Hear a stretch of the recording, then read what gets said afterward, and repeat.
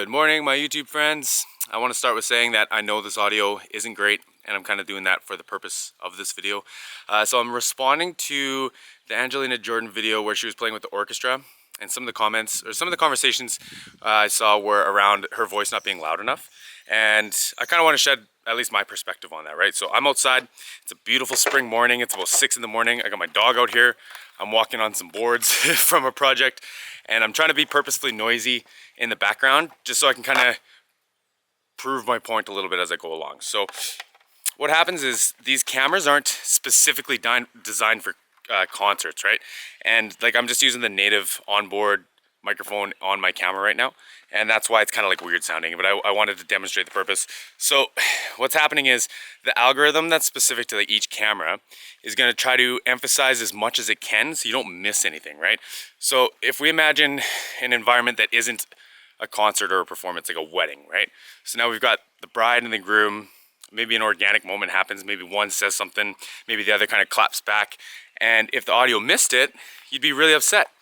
But if it captures it and it's like not perfect, you can hear the room, you can hear the fans and stuff, but you still caught the moment, that's not too bad, right? So that's kind of what these cameras are going for. So what they do is there's a spectrum of frequencies, right? There's like your low end, your low mid, highs, and the camera in its own kind of way is going to push things in different parts of that to try to bring out more and more and more. So you should be able to hear, hopefully, birds in the background, maybe my dog, I got some boards here I'm stepping on. I can see it all kind of making a little bit extra noise in the background, and the camera's trying to boost those things around my voice. So then what happens is, if I clip this, like if I was yelling, if I start my tractor right now, there's sections of that spectrum that would distort, that would clip, and it can't take in any more information. So it maxes, and the camera's gonna push even harder the things around it to try to balance it and not lose anything, right? So now if you're at a concert, and you have Angelina Jordan's voice peaking out, say, let's just pick something, like, say it's like a wide spectrum at like 1.25 hertz or whatever. Sorry, I'm gross, it's cold out here. And that peaks, that distorts in that like kind of high mid section.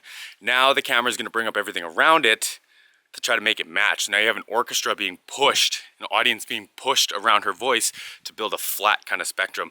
And that's why her voice isn't kind of present enough, right? In my opinion, at least, because like, let's be honest, man, like no sound guy in their right mind's gonna let her voice be too low. I think they would restart, and I don't think any of y'all would let that happen either.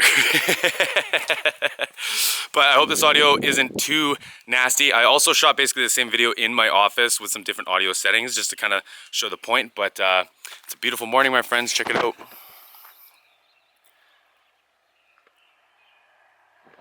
Good morning, my friends. So I'm back inside now in my studio. I'm still using the onboard microphone on my camera.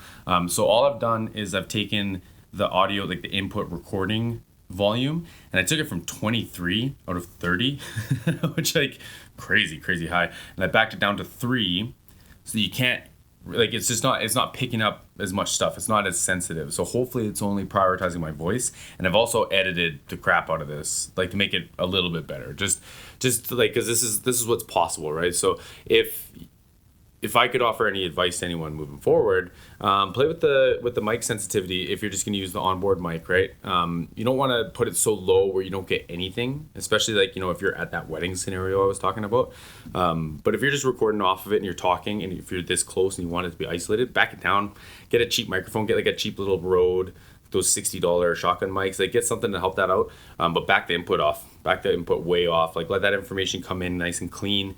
And you can see it like on most cameras, it should have a meter. And you don't want any really yellow lights for sure, no red lights at all.